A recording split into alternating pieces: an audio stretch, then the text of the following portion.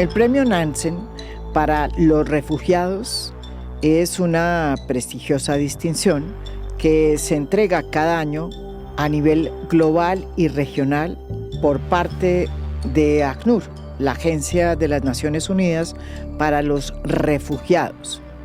El primer premio Nansen fue otorgado en 1954.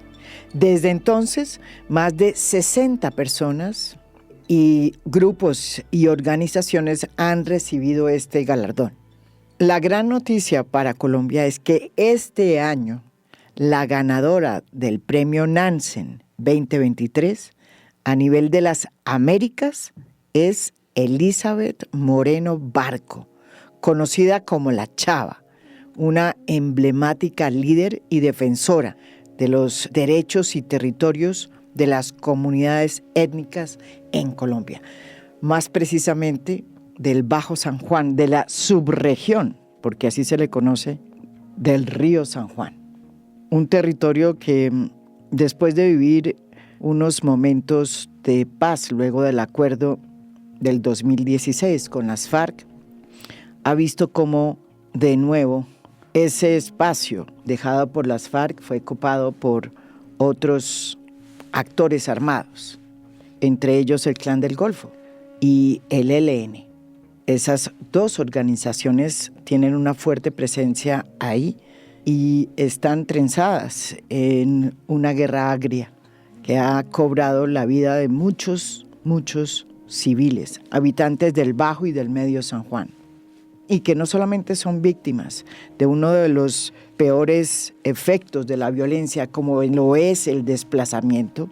La Chava, nuestra invitada de hoy, ha sido víctima de eso, sino del confinamiento, que es otro efecto perverso que tiene en las regiones la llegada de actores armados a esos territorios. Bienvenida, Chava, aquí, si me permite decirle Chava. Así la reconocen, ¿no es verdad?, en territorio. Claro que sí, María Jimena. Muchísimas gracias por darme la oportunidad de estar en este espacio y poder hablar de mi territorio, hablar de quién es Elizabeth Chava, pero hablar también de los sueños que tenemos los habitantes en la subregión del San Juan, al sur del departamento del Chocó, en general de las diferentes regiones que componen el Pacífico colombiano y en especialmente el departamento del Chocó en general, por lo que significa para mí. Cuéntenos aquí en A Fondo quién es realmente Elizabeth Moreno Barco, La Chava. Bueno, yo soy una mujer negra que ha dedicado su vida a la defensa de los derechos humanos, pero también a la defensa de los derechos territoriales étnicos en mi departamento. La madre de 4 hermosos hijos, 2 nietas, un nieto. Cuento con una familia extensa, pero también hago parte de esos procesos que defendemos la vida, que nos toca enfrentarnos a diario diferentes situaciones y circunstancias en el territorio para sobrevivir, para permanecer a través de las adversidades en el mismo.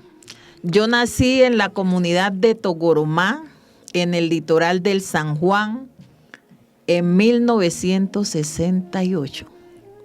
Un territorio rodeado de río, mar y selva, donde encontramos las mejores playas de este país, donde encontramos una biodiversidad étnica y cultural, pero también encontramos las mejores playas y manglares, donde los ríos se visten de alegría, pero también de tristeza, porque por él han circulado diferentes tipos de violencia.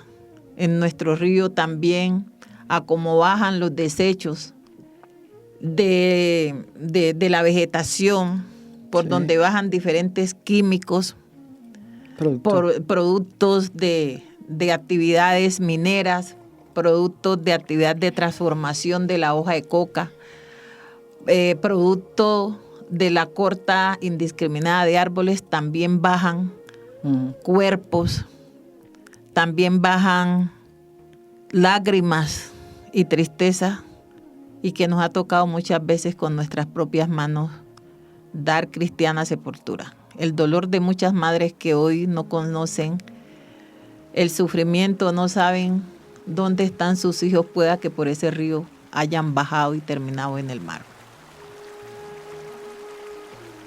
En esa región selvática llena de ríos que conectan al mar y de una belleza exuberante, entró con fuerza a finales de los 70 la guerrilla de las FARC.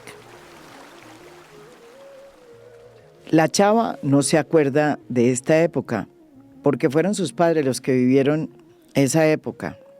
Lo que sí recuerda es que a ella le tocó vivir un tiempo fuera del territorio, desplazada, y a su regreso al territorio pues se dio cuenta de que las FARC estaban ahí. Y me tocó vivir un tiempo fuera del territorio. A mi regreso pues obviamente sigue la presencia de esta fuerza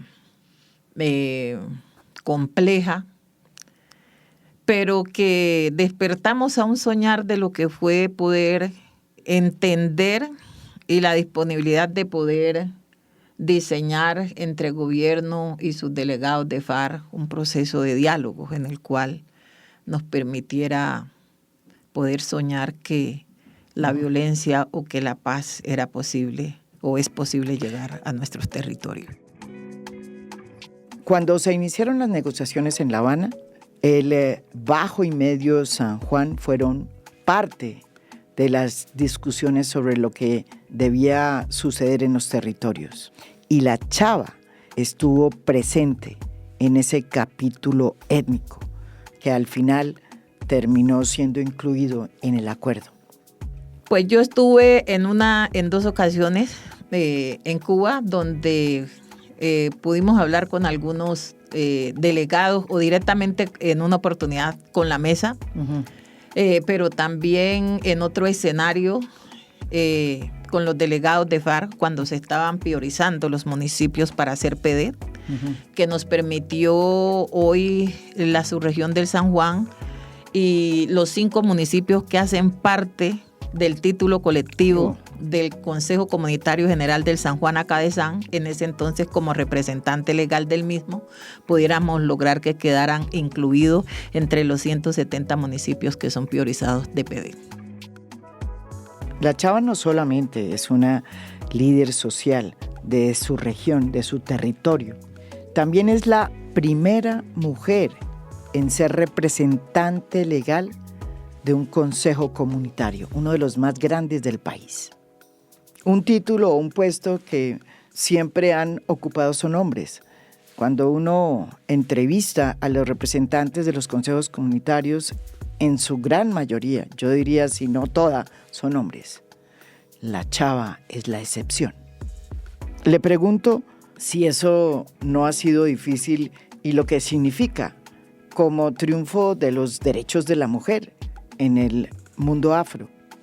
Bueno, yo creo que hablar de la revolución femenina nos ha permitido también estar en algunos escenarios de toma de decisiones, de aportes y de construcción de país. Sí. Yo he tenido la oportunidad, como tú lo acabas de decir, de ser la primera representante mujer del proceso organizativo después de 25 años de estar creado, donde siempre habían estado hombres, y tengo la oportunidad de ser representante legal y de ser la única representante legal reelegida por unanimidad, lo cual me ha permitido en un consejo comunitario.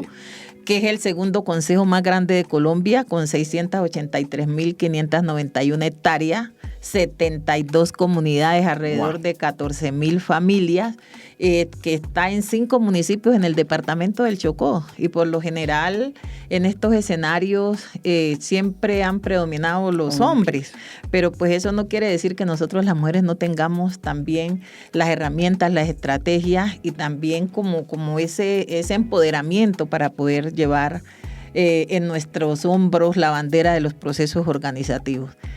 Ese escenario me dio no solamente para estar en Cuba aportando al proceso de paz entre gobierno y FARC, sino que me permitió también ayudar a construir el instrumento que en el departamento del Chocó nos ha servido como estrategia y hemos sido bandera frente a que cuando se estaba entre 2016 y 2017 instalada la mesa de diálogos entre el ELN y el gobierno en Ecuador, construimos las organizaciones del departamento del Chocó, un documento que lo llamamos Acuerdo Humanitario Ya, con 11 puntos de exigencias tanto al gobierno como al ELN en la mesa. Posterior, cuando la mesa se traslada a Cuba, fuimos hasta allá nuevamente a hacerle seguimiento y vinimos aquí a Colombia y participamos en las audiencias públicas de Tocancipá.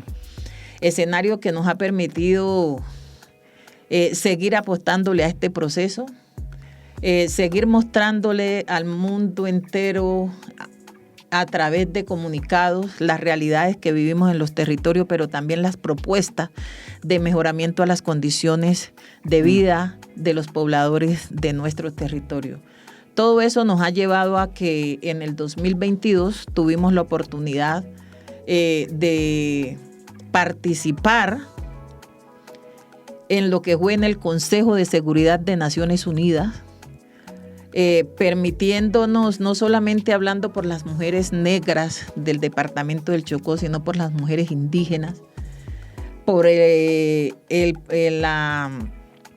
población en general y en especial mostrar también las afectaciones que hemos vivido, no solamente en violación de derechos humanos, sino en las desigualdades sociales que afrontamos a cada rato, los conflictos armados, las persecuciones, pero también el sueño, el querer, el hablar de lo que hemos vivido como personas desplazadas, lo que hemos vivido frente a las masacres, los asesinatos, las desapariciones, las retenciones o secuestros de nuestros habitantes, pero también hablar en general del conflicto armado y lo que en muchos territorios o en muchos escenarios no conocen de lo que es el confinamiento. La chava ha vivido en carne propia lo que es el desplazamiento y el confinamiento. Sin embargo, cuando habla de eso, es muy cuidadosa en escoger sus palabras. Es una mujer valiente, pero no boba, y sabe que las palabras hay que cuidarlas cuando en su territorio no está gobernado por el Estado, sino por actores armados que imponen el confinamiento y obligan a muchos de sus pobladores a desplazarse. Bueno, como lo mencionaste anterior, en nuestros territorios han desfilado diferentes actores armados. La razón por la cual me tocó desplazarme de mi bello Togoromá fue por una confrontación entre dos actores armados en el territorio. Se hablaba de paramilitares, pero también se hablaba de una banda que le llamaban los urabeños, que se enfrentaron. Eso generó que en el 2013 nos tuviéramos que desplazar hacia la cabecera municipal de Docordó, en donde a muchos nos tocó salir también hacia otras ciudades, Buenaventura, Cali, dependiendo de donde tuviéramos el círculo familiar. ¿Qué fecha?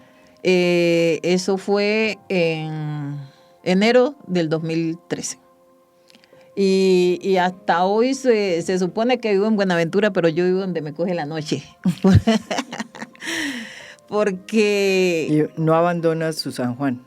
Precisamente por eso. Mi radio de acción de trabajo es en el departamento del Chocó. Al inicio pues en la subregión del San Juan, y ahorita que hago parte o soy coordinadora del Foro Interétnico Solidaridad Chocó-FIS, del radio de acciones en todo el departamento, porque abarca los 64 consejos comunitarios de Chocó, los 132 pueblos indígenas y todas las organizaciones de base, defensoras de derechos humanos, organizaciones LGTBI de jóvenes, y me permite estar más en el Chocó. Entonces por eso digo que donde me coja la noche.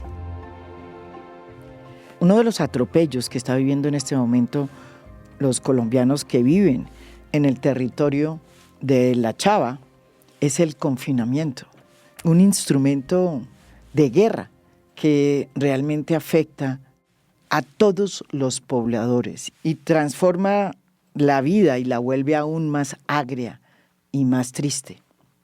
¿Cómo opera el confinamiento, Chava? ¿Nos puede contar en este momento? Bueno, el confinamiento tiene algunas variables.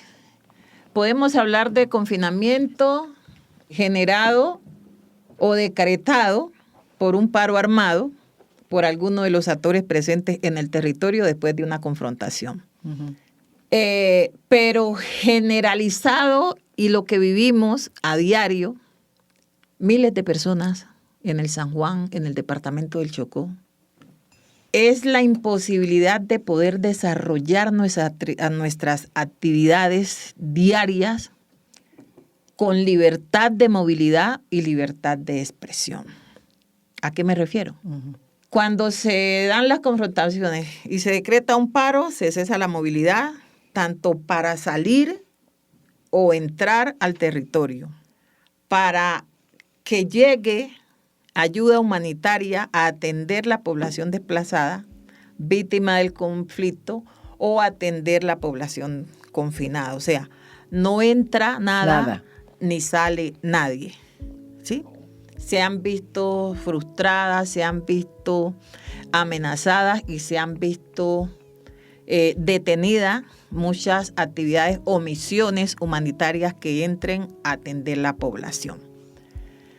Pero en el diario vivir y la constancia de permanencia confinada en los territorios es porque a nosotros se nos ha hasta limitado la movilidad.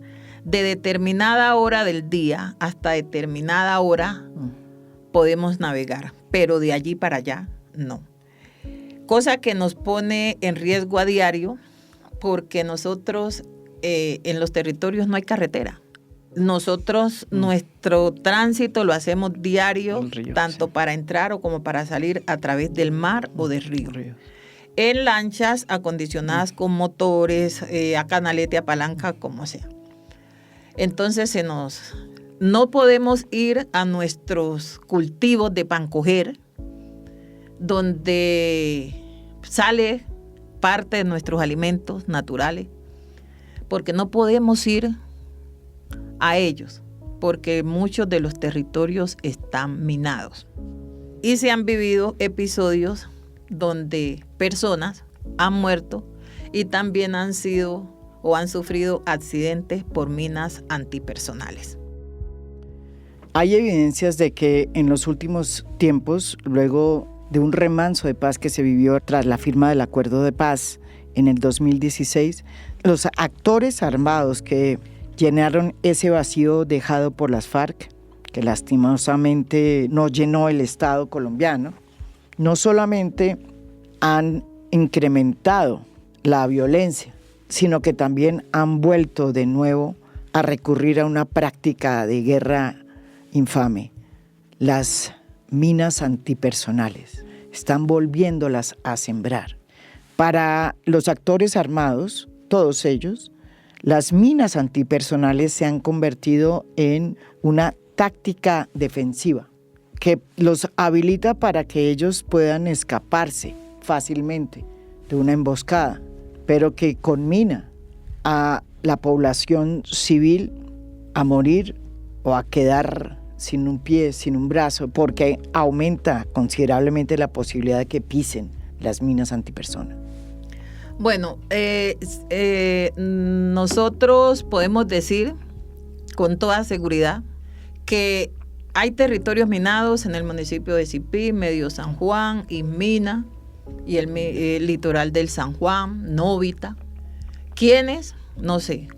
Sabemos que es como, o podemos entenderlo de esa manera, que es como la forma del actor armado que es la siembra de defenderse de otros ataques o de otras personas. Pero desafortunadamente en estos escenarios ha caído población de la sociedad civil en medio de, o le ha tocado vivir estos episodios. Otro tema que pesa en estos territorios es la estigmatización, una narrativa que todavía está en pie, a pesar de que el enemigo interno, que fue la doctrina base para recurrir a esta arma, a la estigmatización, pues ya en el fondo no existe. No obstante, muchas comunidades son estigmatizadas por vivir en zonas o en territorios donde los actores armados tienen una fuerte presencia. Y ese es el caso de la subregión del San Juan. ¿Cómo viven la estigmatización? Aquí nos cuenta la Chava. Bueno, la estigmatización de los territorios la hemos vivido, y como líderes o lideresa que me toca transitar a diario, tener ese relacionamiento con las diferentes comunidades afros e indígenas, que en muchas ocasiones me toca transitar por donde está cada uno de los actores armados, porque si nos vamos a recorrer el San Juan, tendríamos que pasar por todo el territorio, y en cada uno de ellos o por sectores está uno de los actores. Puede ser el ELN, eso puede ser o Clan del Golfo y el mismo ejército. Entonces, eso. Pero también sucede que vivimos una gran problemática, porque hoy nosotros ni siquiera para buscar estrategias de que se retiren o que no estén o que no actúen de tal manera, nos vemos estigmatizados. Que hace parte, si hablo con el uno, me cataloga o me señala que hago parte del otro. Si el otro, que hago parte del otro. Entonces, es difícil, a usted le cuesta trabajo incluso decir los nombres. Es difícil sobrevivir. Para tener la vida todavía más tranquila. Más tranquila, yo la entiendo, sí. Muchas veces me ha tocado que hay un retén, por ejemplo, de la fuerza pública, entonces le piden a uno cédulas, pero entonces como registran cuando suben, cuando bajan, entonces ya uno queda, y en alguna ocasión me preguntaron, pero ¿usted qué hace en el San Juan? ¿Usted quién es? Porque en la semana o en el mes sube y baja 4 y 5 veces.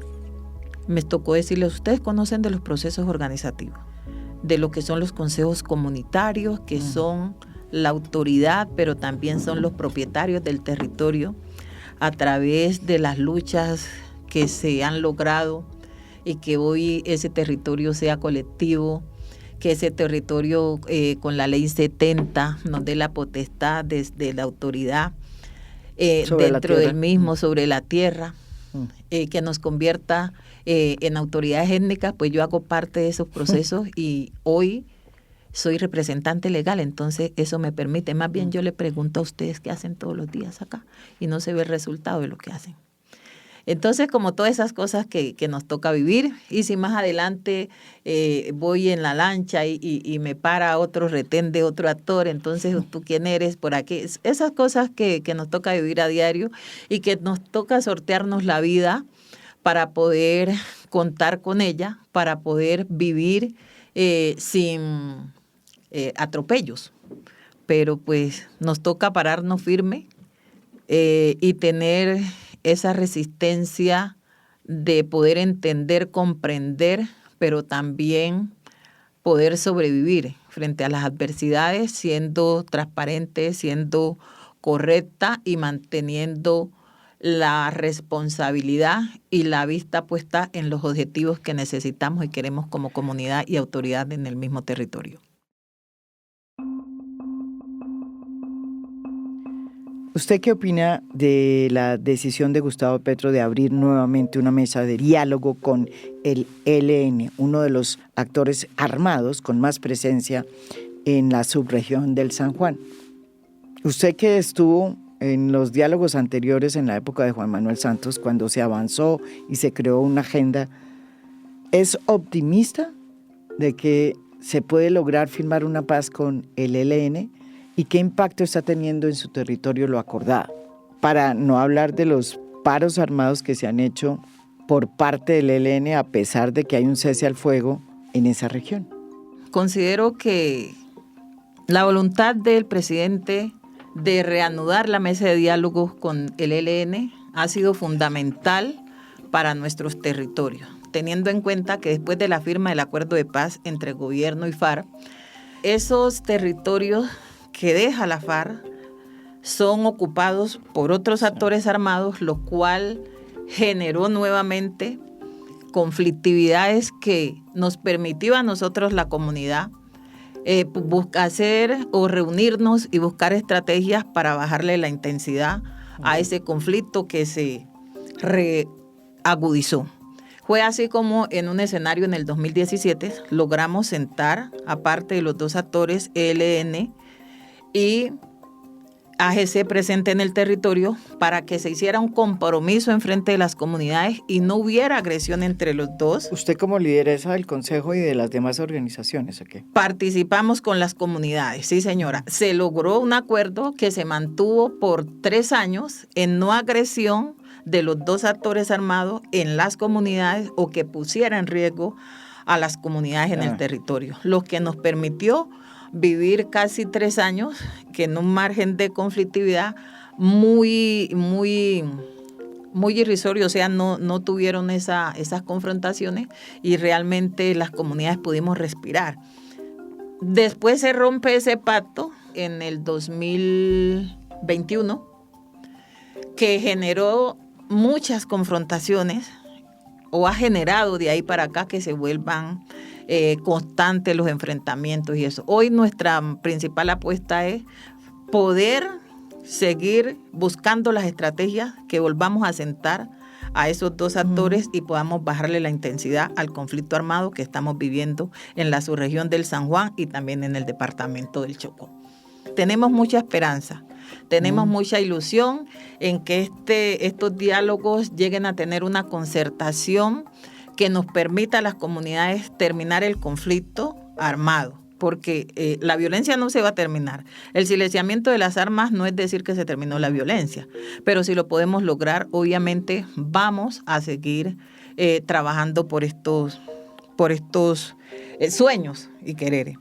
Y cuando la mesa se reactiva, ahora con este gobierno del cambio, el gobierno que nos ha permitido a nosotros las comunidades soñar que sí podemos vivir en un país en paz y libre de violencia, soñar de que podemos vivir en un país igualitario, con igualdad de condiciones que nos permitan a los que vivimos en los territorios, en las lejanías, que muchos no conocen que existe, ni que allá habita una población soñadora, con querer vivir, apostarle a este proceso. Y en el cual nos embarcamos a este proceso de lo que fue la caravana de alivios humanitarios para San Juan y Calima, en donde, como tú lo dices, había delegación del gobierno, había delegación del ELN, estaba la cooperación internacional.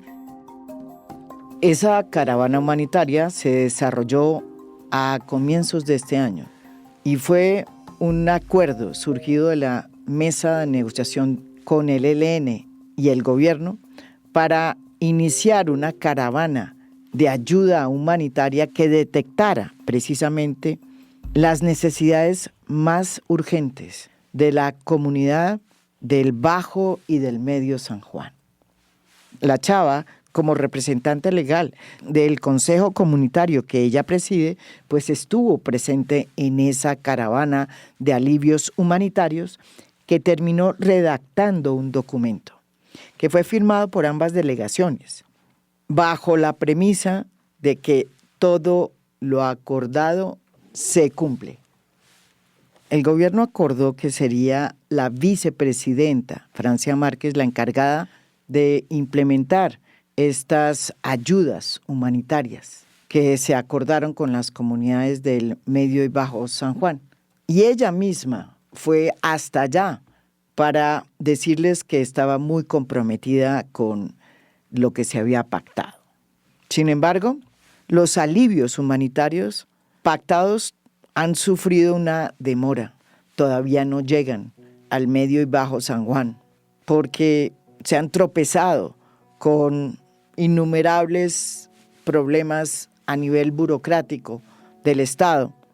No obstante, la chava sigue optimista.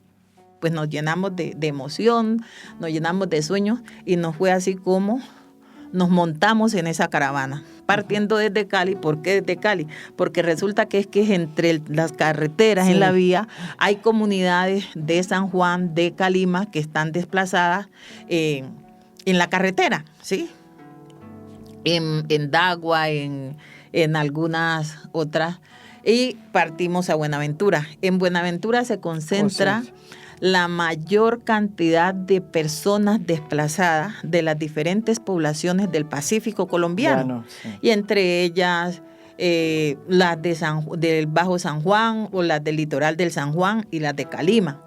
Fue así como visitamos los albergues, visitamos donde están desplazadas o concentradas muchas de esas comunidades, que fue en el Coliseo de Buenaventura, en el barrio R9 y así sucesivamente. Fue así como llegamos hasta el Calima, donde tuvimos la primera concentración y nos organizamos y nos dispersamos las diferentes lanchas que salieron en caravana hacia el Bajo San Juan, parte municipio de Buenaventura y municipio de Medio San Juan, del litoral del San Juan, que están en sus comunidades. Y partiendo entonces en Palestina, donde salimos del Calima y cogemos el San Juan, entonces hacia el litoral del San Juan, su parte baja, zona costera, y hacia el litoral del San Juan, parte alta, zona ribereña, hasta llegar a Ismina, en las diferentes comunidades, pasando por Sipí, por Medio San Juan, litoral del San Juan, y visitando y haciendo concentraciones en comunidades tanto afros como indígenas. En concentraciones donde las diferentes comunidades invitadas a conocer la propuesta, a conocer el desarrollo de la mesa a través de esa propuesta, pero también con las iniciativas de sus ideales o sueños de cómo queremos ver el territorio y en consideración de cuáles serían para nosotros esos alivios humanitarios en el que hablaba ese acuerdo. ¿Y cuáles serían? Y fue así como nosotros hicimos varias propuestas en calidad de educación, en calidad de saneamiento básico, salud, infraestructura, navegabilidad, frente a propuestas de diálogo y lo que era el corredor humanitario que nos permitiera en unas comunidades estratégicas donde históricamente en el San Juan y en el Calima se han asentado los actores armados, pudiera existir una permanencia de la institucionalidad, pudieran encontrarse ahí las mismas comunidades en busca de esos sueños. Y fue así como dijimos, nosotros necesitamos ese corredor humanitario, especificamos cada una de las comunidades, pero también la propuesta candente y que ha existido desde que se dieron los acuerdos de antes, a diferencia de este, queríamos era la participación directa de las víctimas, de las comunidades en la mesa, que no necesitábamos que vinieran o llegaran a ocupar esos escenarios, vocerías, que viven en Cali, que viven en Bogotá, que viven de atrás de un escritorio, que conocen la situación a través de la información o a través de las noticias, sino que fuera la gente que vive a diario la situación. Afortunadamente hoy, dándole respuesta la vicepresidenta a la responsabilidad que le encaminó el presidente o nuestro presidente en atención a los diálogos y a los resultados de las mismas, vemos que sí hay dificultades, pero hay voluntad. Porque en respuesta a lo que se dio después de haber retornado, de haber recogido toda esa información, sí, de haber condensado un documento de propuestas, haberlo elaborado las organizaciones, habérselo presentado a la delegación de gobierno, con la delegación del ELN y hacérselo llegar a la vicepresidenta. Y tuve la oportunidad de entregárselo personalmente. Y lo más bonito fue que fue en el territorio, sí, en el litoral del San Juan, porque la vice nos visitó. Se reunió con las comunidades, con las organizaciones, llevó una estructura organizativa a atender cada una de las propuestas de las comunidades y a iniciar ese proceso de atención a través de las ayudas humanitarias. Yo soy optimista, confío en un proceso, confío en un gobierno del cambio al cual hemos apoyado, seguimos apoyando y creo que unificarnos, abrazarnos para poder que todas estas, tanto la responsabilidad del gobierno, la responsabilidad de la institucionalidad, articule con los procesos organizativos para que haya una mejor sinergia y aplicación de la responsabilidad y la atención humana en diferentes aspectos a la población. Usted habla de sueños, Chava, pero ¿cuál es su mayor sueño? Mi mayor sueño es que pueda llegar la paz a los territorios. Pero es que no hay paz si no hay igualdad, si no hay atención integral a la población. Y creería que mi mayor sueño, aunado a lo que ya dije, es poder ver a la gente que está desplazada retornar a sus territorios, a la gente que está confinada vivir libremente, soñar, transportarse, hablar, entenderse y poder gozar de todas las garantías que tenemos como ciudadanos, de poder gozar de todos esos derechos que la Constitución política nos ha dado, nos ha brindado, poder vivir, soñar, respirar, volver a mi terruño, con todas las garantías y derechos condensados e implementados en nuestros territorios. ¿Qué significa para usted este premio? ¿Está contenta? Que sí estoy contenta, obviamente. Creo que en mis posibilidades y en mis sueños como persona, como mujer, como lideresa, siempre uno aspira poder conseguir, lograr muchas cosas para la comunidad, porque es que uno se olvida de uno como persona cuando defiende los derechos humanos, cuando defiende el territorio, ¿sí? Porque nosotros pensamos en colectivo. Yo en ningún momento me he sentado en soñar a pensar como persona frente a diferentes situaciones. Y el obtener el premio Nansen de las Américas, ¡guau! Me transporta y digo, valió la pena. Vale la pena seguir construyendo, seguir acompañando y seguir defendiendo. Porque la vida está en la defensa de los derechos, en la defensa colectiva, para poder lograr esa satisfacción como persona. Y creo que no lo hubiera podido lograr, primero que todo, el obtener también este año 2023 el Premio Nacional de Derechos Humanos, que da Diaconía, la Iglesia y la Embajada Sueca, sino que recibir a través de la ANUR este anuncio, que nunca me lo imaginé. Creo que es la mejor recompensa que puede tener un líder social en un país tan complicado y en una región tan marginada, tan olvidada, tan azotada, tan sufrida por el conflicto armado y otras dinámicas que históricamente han afectado nuestros territorios.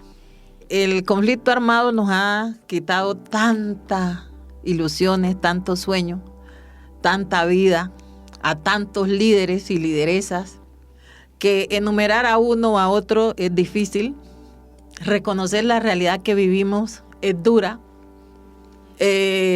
Nos ha tocado enfrentarla a diario y recordarlos a todos es fortalecernos. Recordar a cada uno de esos líderes que perdieron, que le quitaron la vida. Creo que los sufrimientos, los dolores de esa familia son la fortaleza que tenemos para seguir defendiendo la vida. Y recordarlos a todos es recordar la historia, es recordar nuestros sueños de libertad, de igualdad, y esos que han entregado la vida por también defendernos a nosotros, que sigamos, es la mejor. Cualquier reconocimiento tiene ese valor de reconocernos, de brindarlo, pero el sufrimiento de cada una de las personas son las fortalezas para aterrizarnos. ¿Qué le dice a los actores armados? Compromiso, voluntad, y que el sometimiento a un diálogo nos permite soñar que sí es posible vivir en un país, vivir en un territorio libre de violencia. Hoy no solamente sufrimos los líderes, las lideresas, la madre de las víctimas, los hijos de las víctimas, sino que también sufren la madre de los victimarios. Y si alguien en toda esta guerra ha sido víctima y revictimizada, somos esas mujeres. En los territorios donde son nuestros hijos los que hacen parte del ejército, de la fuerza pública, del ejército que combate todos los días con los actores armados. Somos la mamá de las víctimas, de los victimarios que a diario se enfrentan.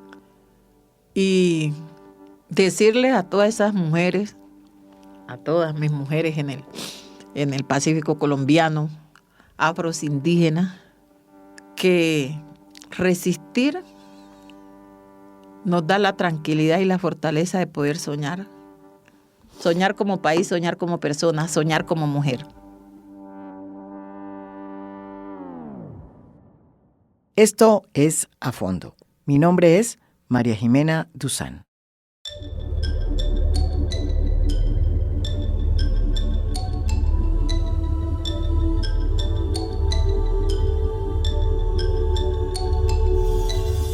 A Fondo es un podcast producido por Mafialand. Producción general, Lucy Moreno. Postproducción de audio, Daniel Chávez. Música original del maestro Óscar Acevedo. Nos pueden escuchar también en mi canal de YouTube. Gracias por escuchar. Soy María Jimena Duzán.